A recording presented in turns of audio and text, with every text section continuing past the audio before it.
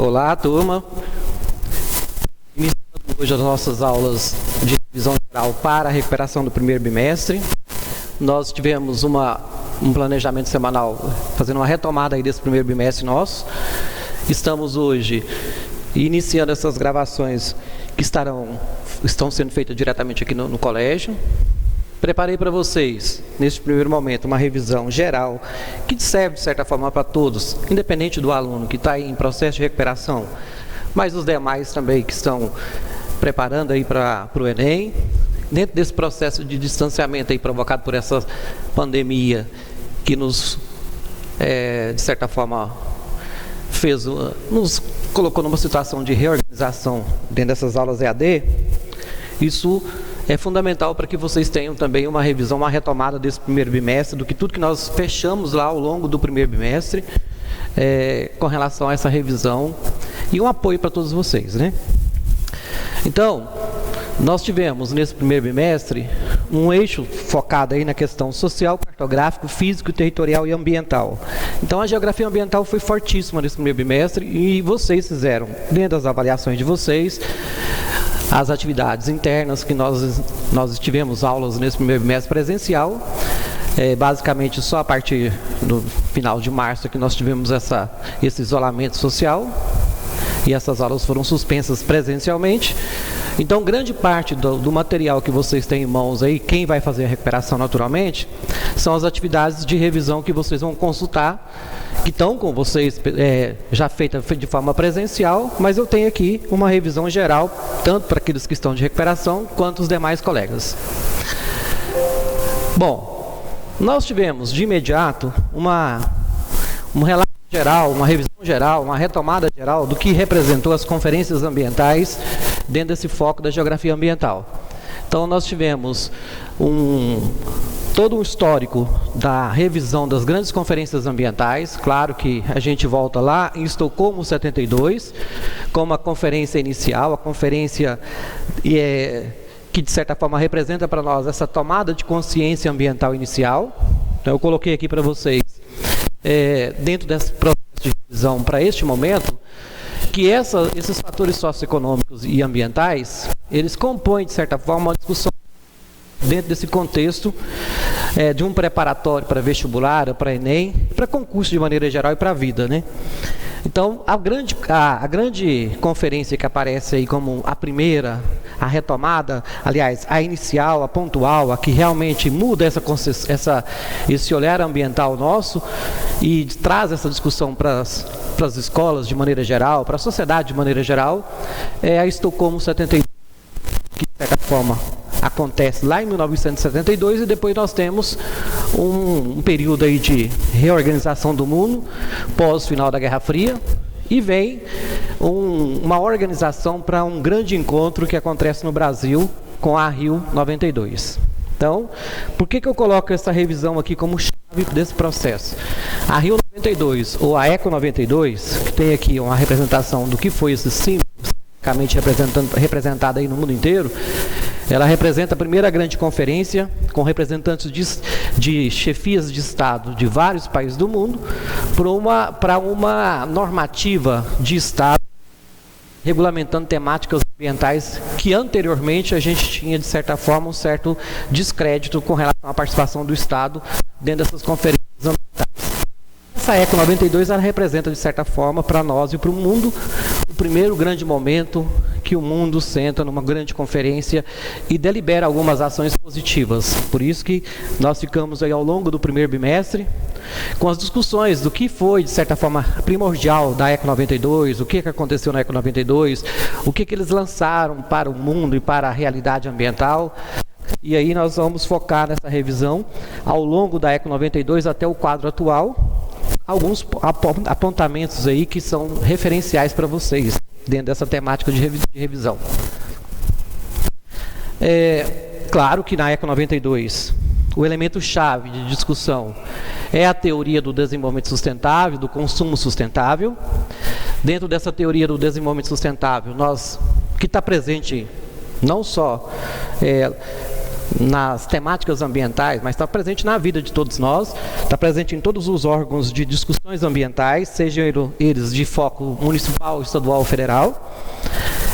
Essa teoria da sustentabilidade, ela tem as suas origens lá no primeiro momento de discussão ambiental da ECO 92, claro que tem uma discussão que vem de lá para cá, vem até o último Acordo de Paris, uma construção de adequações, né? Adequações e normatizações, mas o desenvolvimento sustentável é o elemento-chave dessa conferência ECO 92 e o consumo sustentável. E aí nós vamos aprovar uma série de normativas que vem até o momento.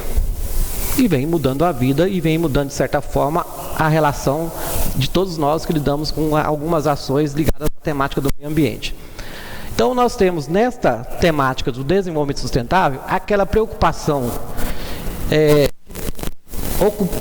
desbravar, de retirar os elementos da natureza, de certa forma, de retirar aquilo que dá o nosso próprio sustento, mas garantindo que haja, de forma, em gerações futuras, o bioma preservado. Então nós temos que olhar para essa palavrinha, para essas palavrinhas consumo sustentável e desenvolvimento sustentável, e ao mesmo tempo buscar uma análise de como nós vamos trabalhar com os nossos biomas, como nós vamos explorar os nossos biomas, qual vai ser a nossa relação com a Amazônia, com o Pantanal, com o Cerrado, com a Mata Atlântica. Então, por isso que são temáticas que foram discutidas lá na ECO 92 e passou por todas as demais conferências, a Rio+20, chegando aí a conferência a COP de Paris, o último, a COP 21, né, de certa forma, esse acordo mundial. Todas elas voltam nessa temática da sustentabilidade e voltam nessa discussão do consumo sustentável. É algo que está presente sempre nessas conferências. Então, nossa revisão aqui está direcionada para uma revisão para a recuperação do primeiro bimestre, mas ao mesmo tempo foca numa temática de uma revisão para todos, que é uma temática que pode e deve estar sempre sendo revisada por vocês, principalmente na questão que buscam e almejam algumas avaliações futuras, porque são temáticas muito pontuais, muito atuais.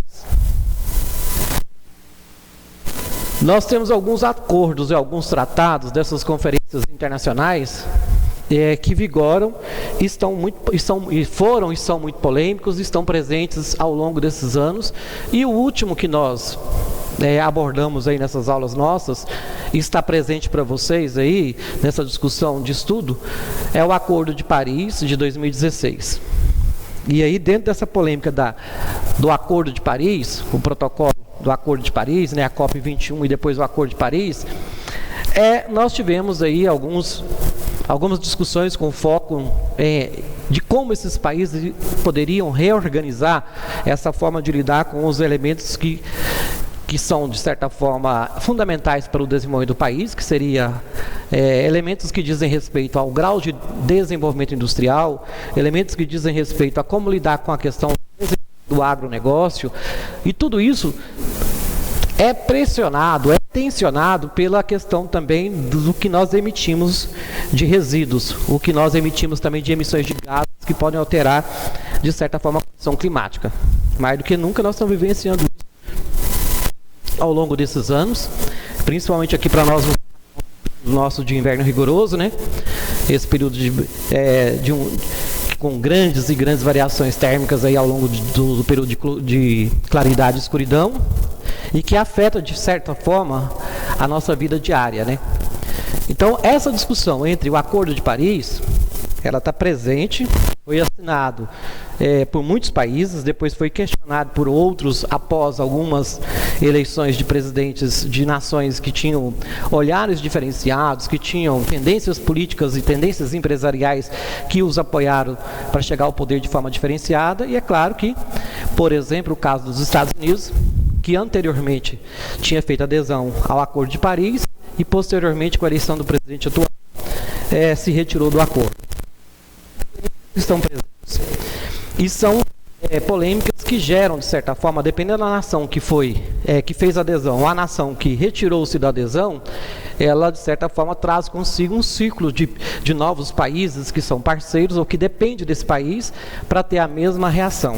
Então, isso gera polêmicas e geram controvérsias com relação à política ambiental global.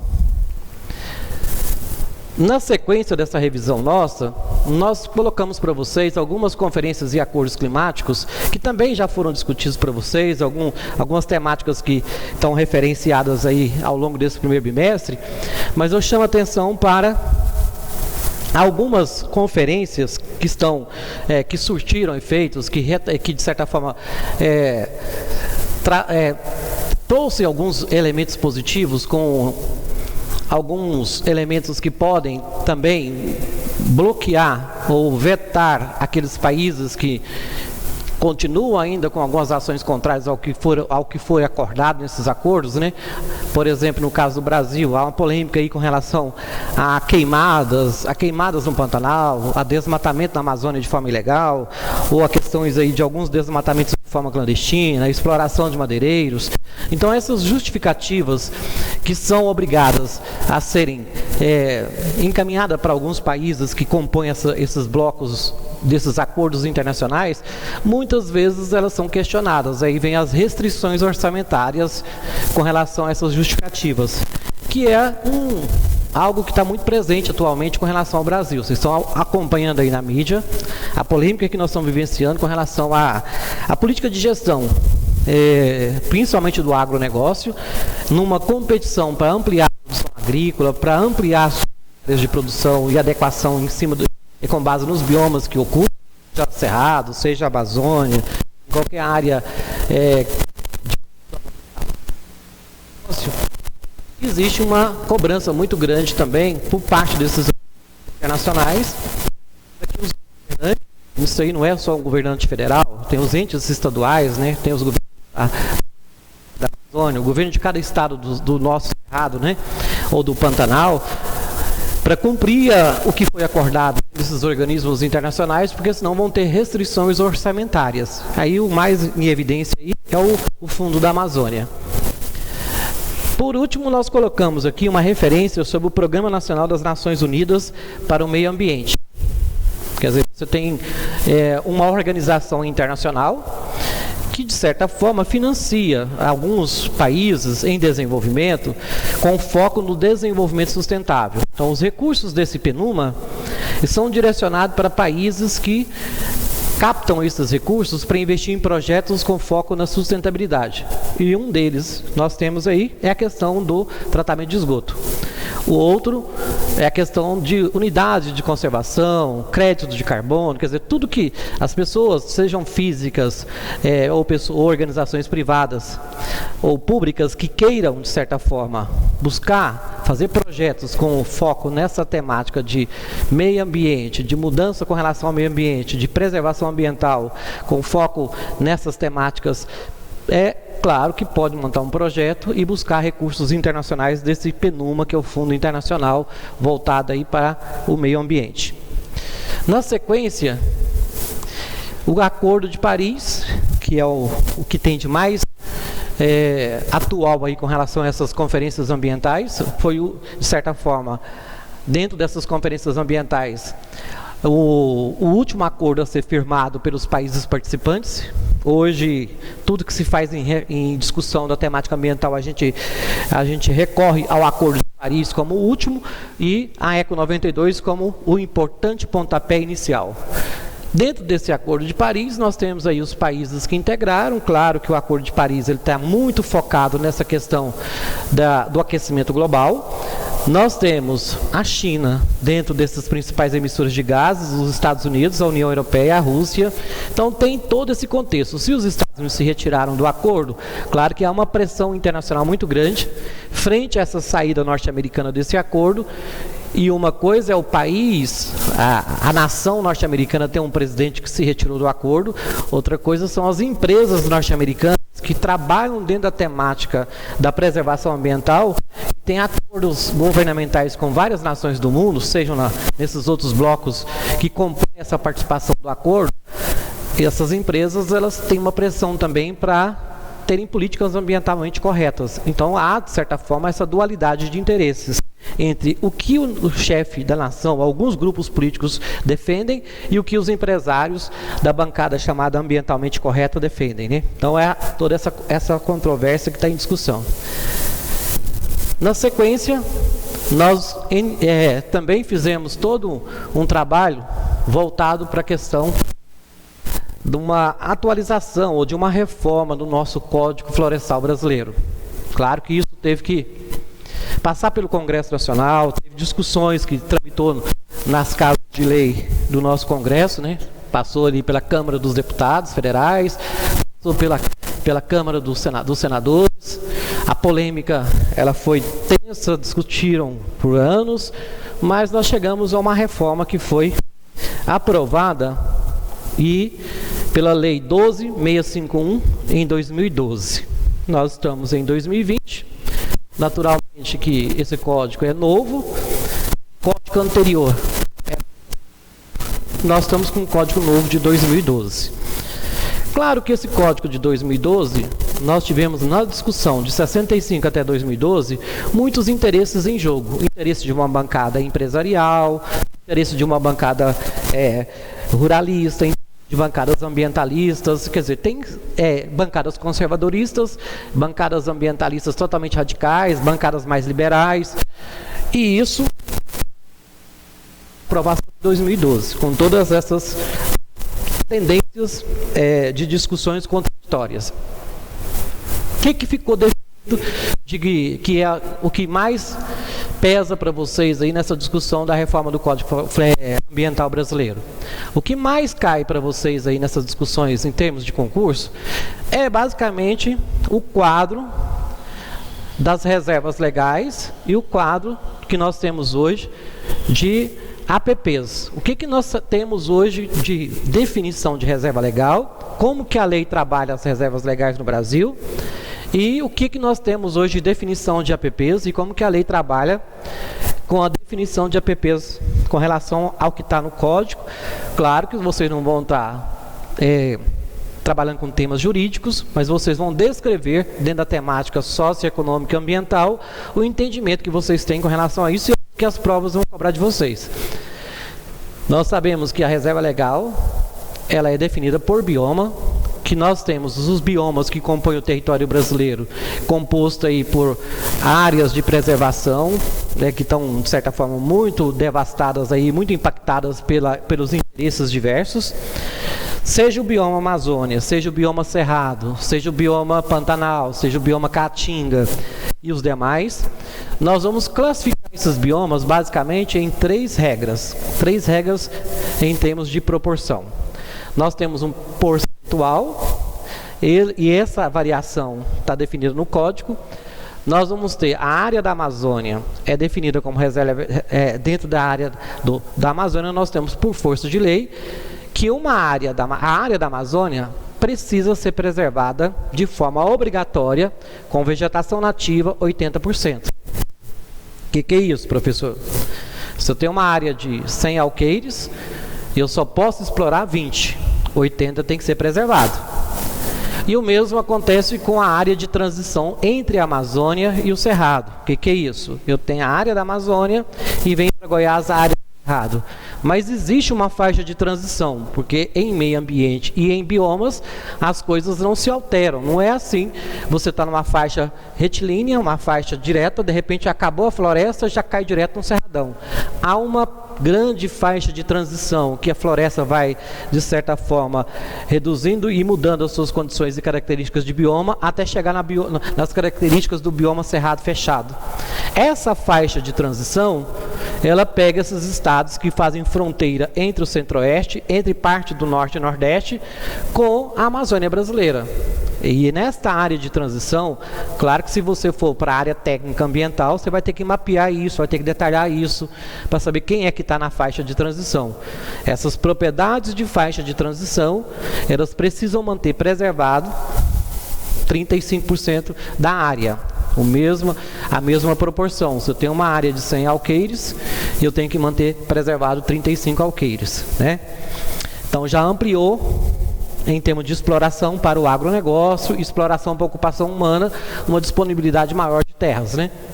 E a área, os demais áreas do território brasileiro que compõem Cerrado, Mata Atlântica, Caatinga, Pantanal e Pampas, eu tenho por força de lei a obrigatoriedade de manter preservado 20%. Isso aqui, claro que esse índice é o menor, claro que quando nós aprovamos o código em 2012, a grande polêmica, a grande discussão era em cima desse índice, e aqui tem a força da bancada ruralista, porque é onde nós temos aí o maior polo do agronegócio, inclusive aqui do Centro-Oeste, né, onde nós vamos ter municípios como Rio Verde, municípios que são grandes focos agropecuaristas do país, e essa bancada ruralista, ela fez toda uma força política junto aos seus representantes do Congresso, para que esse índice fosse até menor. Mas aí do outro lado nós tínhamos a contrapartida da bancada ambientalista. Mantivemos o índice de 20% para a preservação dessas áreas que compõem aí as áreas de Cerrado e Mata Atlântica, Caatinga e demais biomas. Então, basicamente, esta é a definição que consta lá no Código Ambiental Brasileiro, ou Código Florestal Brasileiro, para preservação como área de reserva legal. Na sequência, nós fizemos também uma discussão.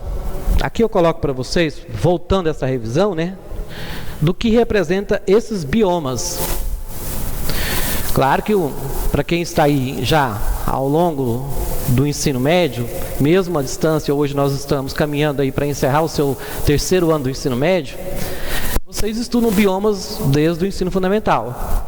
Claro que o bioma Amazônia, que é o maior dessa de composição de áreas de cobertura vegetal que o Brasil possui. Existe uma diferença básica entre bioma e agricultura, que vocês já aprenderam lá no ensino fundamental. Os biomas se desenvolveram sem a participação no próprio processo de evolução geológica e formação da terra e naturalmente do país Brasil, né? Quer dizer, eu não tive interferência humana no plantio dessas áreas florestadas, no desenvolvimento dessas espécies, sejam elas vegetais ou até mesmo na criação desses animais. Eu não pratiquei aqui a pecuária, eu não pratiquei aqui a agricultura. Isso é um desenvolvimento natural. Então, o bioma é diferente de agricultura. O bioma floresta amazônica tem lá suas características, tem lá suas condições climáticas, tem lá suas condições de relevo, tem lá suas condições de clima e tem as suas condições de estações, de variações entre as estações do ano. O bioma cerrado, aonde nós estamos, né, que tem lá suas condições climáticas, as suas condições de cobertura vegetal e as suas condições também de características biológicas mesmo, com relação a raízes, a folhas, a formação de espécies arbustivas, né? Todo esse contexto que nós conhecemos muito bem, que nós somos da região, né?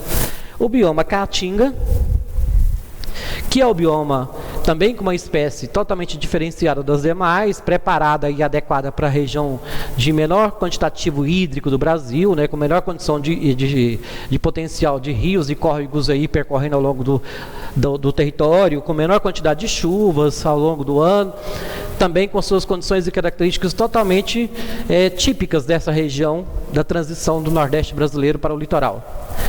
O bioma Mata Atlântica, que o nome é interessante, né? Que o nome já vem desde o processo de colonização, que mesmo com toda a devastação da área litorânea, ainda temos alguns requisitos de áreas preservadas, mesmo com toda o grande avanço da questão da indústria canavieira, depois da indústria do café, aliás, do agronegócio canavieiro, do agronegócio da grande pecuária, agora do agronegócio moderno, né, da agricultura de precisão, nós temos algumas áreas preservadas de Mata Atlântica. E também em função da grande ocupação litorânea que o Brasil tem ao longo do processo de colonização e descolonização e agora industrialização, né, essas áreas foram muito devastadas e vêm sendo muito devastadas. O bioma Pampas, que compõe uma conjuntura diferenciada no extremo sul do país, dentro de uma condição de planícies, também de formações de gramíneas, formações de pastagens naturais, muito específica, muito característico dessa área e também voltada aí para a prática de grande exploração da pecuária extensiva. O bioma Pantanal, que vocês também acompanham aí constantemente pela imprensa, agora mais do que nunca está muito na evidência, né? Porque estão lá queimando praticamente há semanas, com as queimadas clandestinas ou as queimadas ilegais.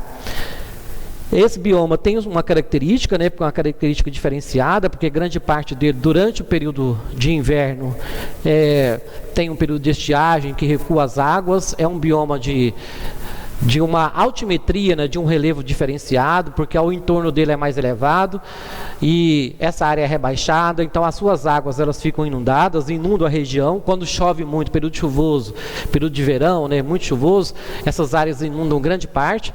No período de estiagem formam grandes pastagens naturais e é basicamente o foco da região, o turismo e a pecuária extensiva.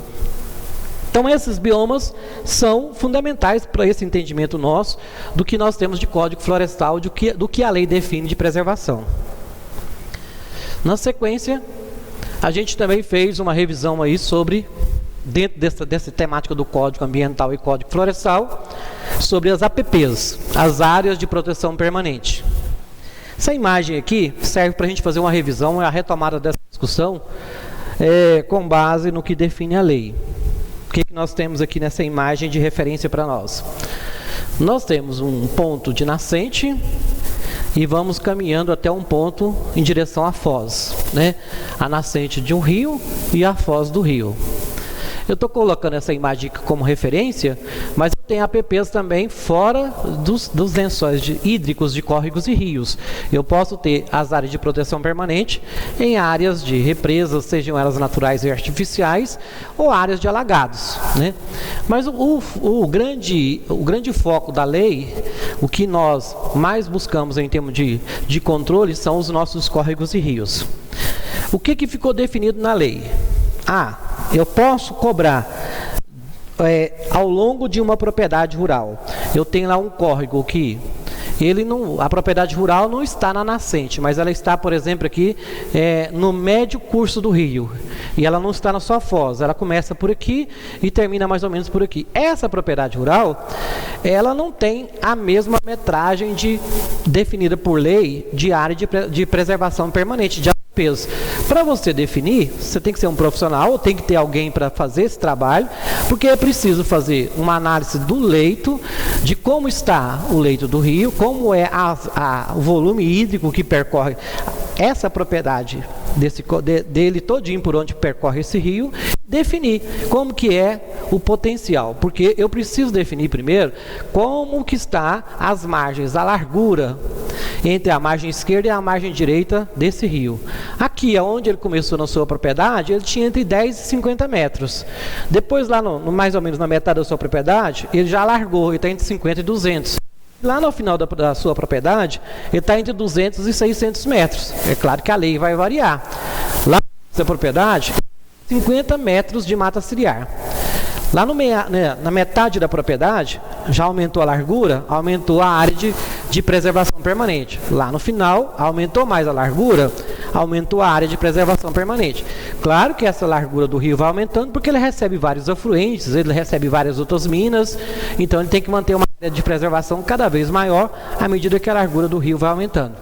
E aí vamos pegar o exemplo do nosso rio Araguaia. Aqui tem a sua nascente, aqui basicamente no extremo entre o sudoeste do nosso estado, né?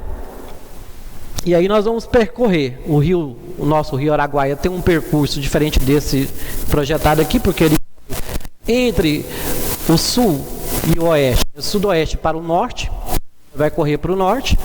Ele nasce, à medida que ele nasce com um pequeno volume de água. Então, a sua área de APP exigida por lei na nascente é pequena.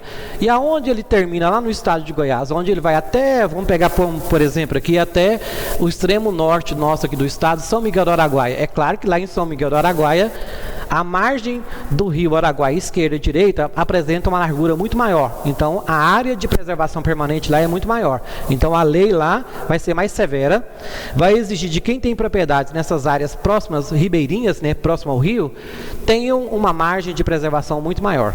Então, isso é um exemplo prático do que a lei define como área de proteção permanente para os nossos córregos e rios. Seguindo, nós tivemos também uma revisão com base nas nossas características climáticas, nos climas predeterminantes no Brasil. Nós tivemos, dentro dessa característica climática, a gente fez uma revisão dos climas para entrar nas condições das massas de ar que atuam no Brasil, as principais massas de ar que atuam no Brasil. Está aí uma revisão com base nesse mapa. Claro que eu não vou especificar aqui, no geral, a característica detalhada de cada um deles, que nós temos isso detalhado lá nas atividades que nós fizemos. Mas para essa revisão, a gente traz que nós somos um país localizado numa linha intertropical, entre a linha do Equador e o Trópico de Capricórnio. Então nós somos um país quente, um país, a gente fala que nós somos um país tórrido, um país aquecido, um país com maior radiação solar. Então as nossas temperaturas são altas, a nossa variação entre inverno e verão, em termos de temperatura, existe uma amplitude térmica muito pequena. E aí o que nós temos? Nós temos uma variação climática, mas todas essas variações climáticas, elas basicamente apresentam pouca variação entre inverno e verão com relação à amplitude térmica, com relação à temperatura, com exceção do clima do sul, que é o clima subtropical. Porque esse clima do sul, ele tem uma amplitude térmica, uma diferença entre as baixas e as altas temperaturas bem diferenciadas em relação às demais regiões climáticas do país. O clima do sul recebe influência de massas que vêm do extremo polo sul, que vem lá da Antártida, né? Que vem lá da região da Patagônia. Então esse clima do sul é o clima mais frio do país, apresentando aí alguns pontos de inverno e temperaturas abaixo de zero. Os demais climas todos são quentes, quentes de verão e quentes no inverno durante o dia, com amplitudes térmicas ao longo do período noturno. É o exemplo nosso aqui do nosso clima de cerrado. Nosso clima de cerrado tropical apresenta verões quentes. Quer dizer, quando nós entramos aí no período chuvoso nosso é temperaturas elevadas, tanto dia quanto noite. E apresentam também invernos com temperaturas elevadas. Só que a grande diferença é porque no inverno você tem temperaturas elevadas na amplitude ao longo do dia e depois tem queda de temperatura durante a noite, que é o que nós estamos vivenciando agora nesse período. A gente tem aí, ao longo, depois das 10, 11 horas, começa o aquecimento, quando o sol se põe, a gente tem queda de temperatura. E isso provoca esse ressecamento, essa secura geral, né? E interfere diretamente no nossa condição hídrica, nas nossas condições de umidade de ar e tudo isso que nós estamos vivenciando agora ao longo desse período de inverno rigoroso que nós estamos passando. O clima mais úmido que nós temos no Brasil é o clima da Amazônia, mas ele é um clima equatorial, quer dizer que é um clima quente e úmido, porque tem a floresta, porque tem um potencial hídrico muito grande do rio Amazonas e dos grandes rios e seus afluentes. Então, muito calor, muita temperatura, muita água evaporada, é um clima sempre quente e úmido. O clima semiárido, que nós falamos também com relação ao bioma caatinga.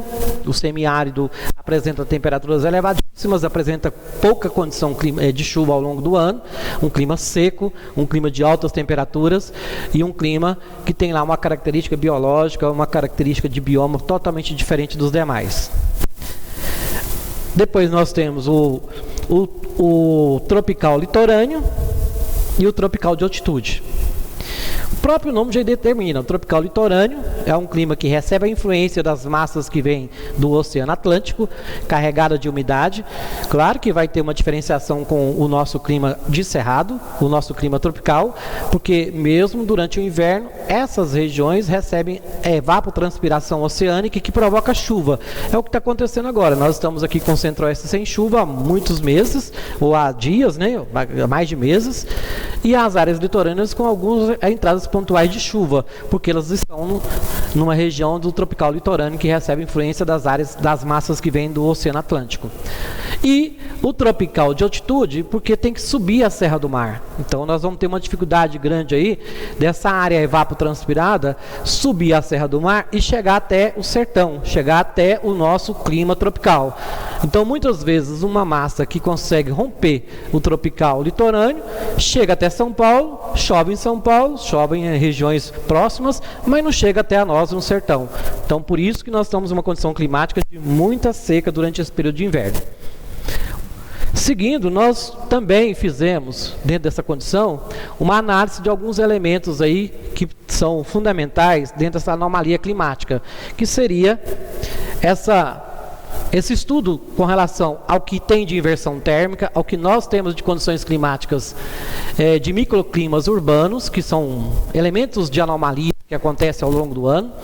Nós classificamos essas anomalias, que de certa forma também não são novas para vocês, como elementos que são frutos de poluição do ar, como efeito estufa, inversão térmica, mas essas anomalias, elas estão muito ligadas à questão da urbanização. Quanto maior o grau de urbanização, maior nós vamos ter um fluxo normal ou anormal. O normal seria uma condição de ar quente, ar frio e ar mais frio à medida que você vai elevando de altitude.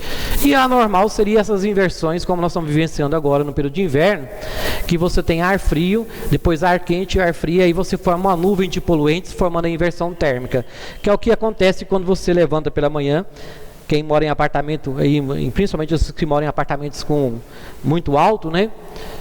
Abre a janela e olha para fora ao período da manhã, você vê uma nuvem de poluentes. Isso é uma inversão térmica. Esses poluentes que deveriam ser dissipados, eles não estão sendo dissipados, porque você tem ar frio sobrepondo ao ar quente, e a nuvem de poluentes fica submersa a você. Claro que aí o efeito será muito ruim em termos de condições respiratórias e algumas condições aí que gerando algumas doenças aí e prosperando algumas doenças mais severas, né?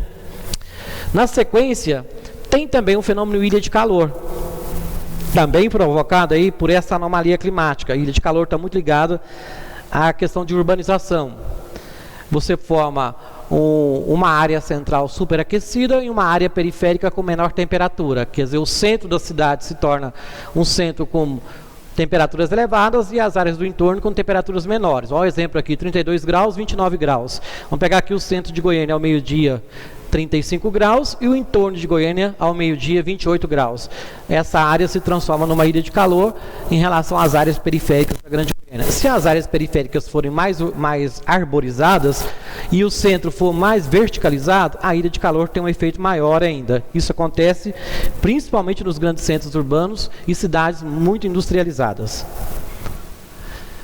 Dentro dessa questão, nós analisamos também as massas de ar. Fizemos um estudo dessas massas de ar, classificamos cada uma delas, fizemos um detalhamento do que representa a massa equatorial continental, a massa equatorial atlântica, a massa tropical continental, a massa tropical atlântica, analisamos condições de origem de cada uma delas, analisamos condições de temperatura de cada uma delas, os efeitos que elas provocam.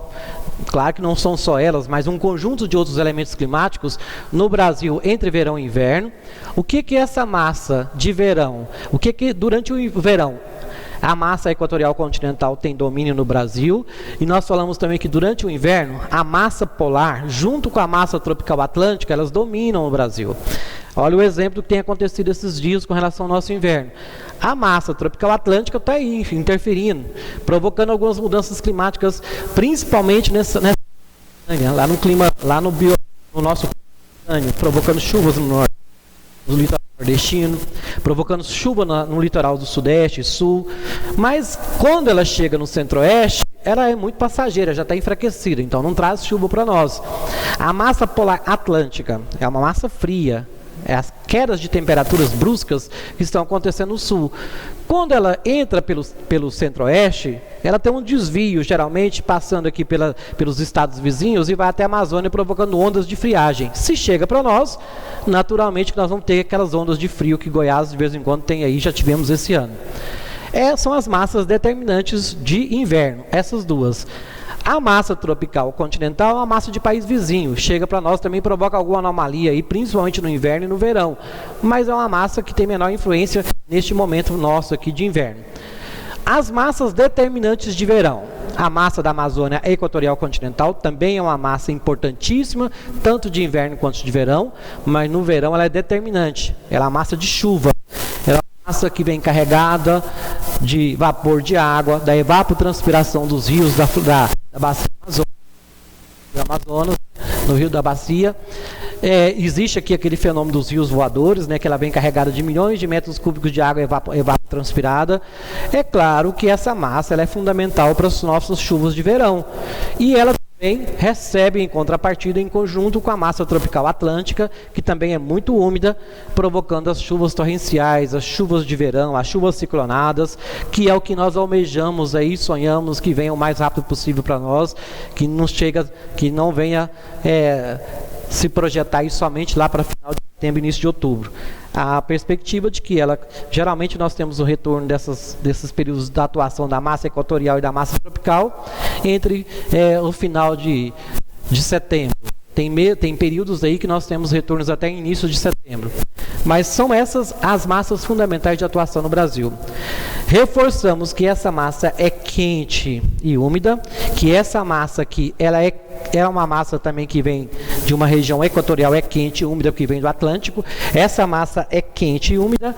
A massa que vem do extremo ártico é fria e úmida, e essa massa é quente e seca. Então nós temos, e ela tem algumas tendências aí que ela chega para nós, provocando, principalmente no período de verão, aumento de temperatura no sertão. Na sequência, nós discutimos algumas anomalias climáticas, são as duas mais importantes que aparecem para vocês aí nos concursos também. O El Niño e a Laninha, dois fenômenos climáticos que estão aí em evidência, que aparecem nos concursos. O que nos interessa nesse momento? Entender que a anomalia climática é algo que pode acontecer e pode não acontecer em determinado ano. Não existe previsões definidas que este ano acontece e o ano que vem não vai acontecer.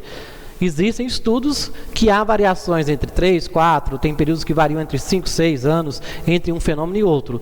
Mas, de maneira geral, nós temos que entender que esses fenômenos eles têm influência nas condições de ventos alísios. Entre as condições normais, claro que eu não tenho a Laninha e o El Niño influenciando. Os ventos alísios são esses ventos que sopram na linha equatorial, quer dizer, que faz a circulação entre a linha do Equador, o Trópico de Câncer e o Trópico de Capricórnio. Esses ventos, por força rotacional, eles podem girar fazendo o giro da troca de temperatura por onde circulam nos oceanos. Então é normal você ter esse giro desses ventos ao longo, numa condição normal. Eles empurram a água da superfície do oceano para o oeste, numa condição normal. Olha o exemplo desse caso aqui, ó. Está pegando a Austrália e pegando a América do Sul. Quer dizer, o oceano que eu estou analisando aqui entre a Austrália e a América do Sul é o Oceano Pacífico. Numa condição normal, a água da superfície, ó, ela é empurrada para o oeste. O que é isso? As águas, os ventos alísios circulam no sentido oeste. Eles fazem esse círculo, ó, sentido oeste. Quer dizer, não é o sentido horário, é o sentido anti-horário, fazendo o círculo. Condição normal. O que vai acontecer? Esse movimento de circulação das águas normalmente do Oceano Pacífico Sul para sentido oeste, de leste para oeste, vai pegar a água fria que está aqui em profundeza na costa da América do Sul e vai movimentar ela para a linha equatorial. Quer dizer, você vai provocar constantemente um movimento de ressurgência. O que é um movimento de ressurgência? Vai trazer a água fria de profundezas para a superfície e vai amenizar o frio da superfície. Por isso que esse movimento normal dos ventos alísios é uma condição interessante para os países que estão na costa oeste da América do Sul, porque essa condição faz com que os plânctons sejam constantemente, o movimento de ressurgência alimenta os plânctons, leva um movimento constante dos plânctons, e junto com isso vem os cardumes. Então esses países, eles são excelentes países de pescado, e aí tem toda uma indústria voltada aí para a questão do pescado, né, da indústria pesqueira. Por que essas condições de El Niño e Laninha, elas foram primeiramente identificadas pelos pescadores? Porque quando esse fenômeno atua, os cardumes reduzem, cessam ou desaparecem. E os primeiros a sentirem são os pescadores. E eles estão muito ligados, que são termos espanhóis, muito ligados a esse termo o menino e a menina, porque esses pescadores, a primeira vez que eles mapearam esse fenômeno, foi próximo ao Natal. Esses países são de colonização espanhola, naturalmente tem influência muito grande do cristianismo, então eles fizeram alusão ao menino Jesus, o menino e a menina.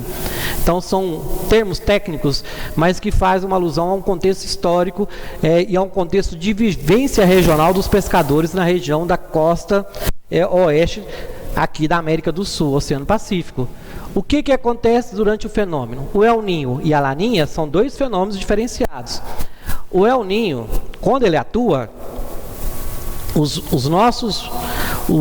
a água superficial que movimenta aqui na América do Sul, ela reduz a movimentação. O movimento de ressurgência reduz. Reduzindo o movimento de ressurgência, a água é como se ficasse numa lagoa parada. Naturalmente, que a água fria da profundeza que viria para a superfície, que torna a superfície mais fria, ela começa a aquecer. Então, o El Niño acontece quando as águas do Pacífico Sul, elas aumentam a temperatura. Aumentou a temperatura das águas do Pacífico Sul, alteram as condições climáticas, alteram as condições de evapotranspiração, alteram as condições das massas que vão atuar até a Amazônia e chegam até o Brasil. Por isso que muda a condição climática. Então, já é um fenômeno mapeado por todos os países que compõem a América do Sul e altera também na Austrália, porque vai mudar a condição climática também na Austrália e em vários outros países. Já a Laninha já é um fenômeno contrário. A Laninha atua principalmente nas áreas do Pacífico Equatorial. O El Niño atua no Pacífico Sul Equatorial. A Laninha aqui nas áreas do Pacífico Equatorial. O que ela provoca? Nós sabemos que no Pacífico Equatorial a radiação é muito mais intensa. Por isso que nós temos aqui os países conhecidos como países do Caribe, países da Terra do Sol. Qualquer período do ano que você for lá, a radiação é intensa. Então, esta área apresenta água oceânica quente. Na Laninha, o fenômeno é o contrário. Ao invés de você reduzir o movimento de troca das águas oceânicas, que é o movimento de ressurgência, que seria o vento movimentando as águas oceânicas, ou trocando um senso comum, seria o ventilador natural aqui fazendo a movimentação das águas, que são os ventos alísios. Quando ele para, é o Ninho. Quando ele ativa em velocidade máxima, Laninha. Eu passei, aqui o fenômeno provoca aumento da velocidade dos ventos. Aumentou a velocidade dos ventos numa área que a água superficial recebe muita luz, a lua é aquecida, é natural que quando você aumenta a velocidade dos ventos, você vai resfriar essa água, então mais frio. A água que deveria estar quente fica mais fria. Resfriou, mudou a condição climática.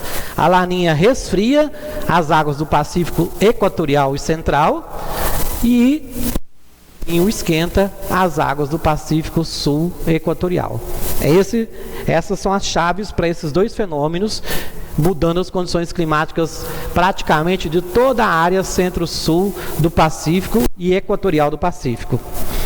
Na sequência, eu coloquei para vocês os efeitos, como nós colocamos lá no final do primeiro bimestre, desses fenômenos no Brasil.